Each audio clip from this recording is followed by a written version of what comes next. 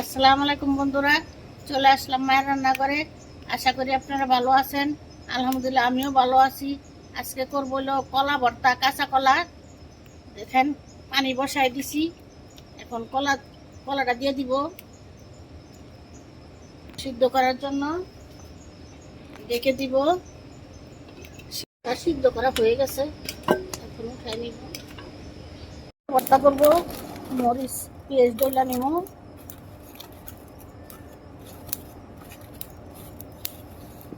লবণের সাথে মরিচ পেঁয়াজ সুন্দর করে ডলা নিব। ধনিয়া পাতা ডলা দিব।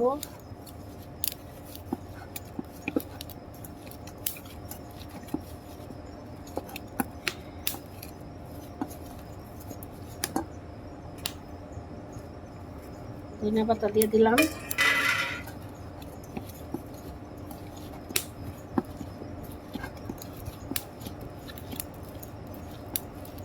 এখন কলা দিয়া সরষের তেল দিয়ে সুন্দর করে বানাবো।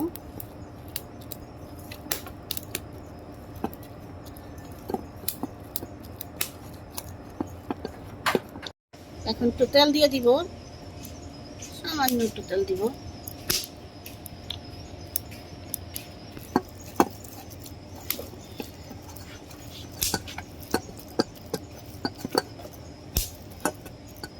বন্ধুরা, আমাদের কলা ভর্তা বানানো শেষ।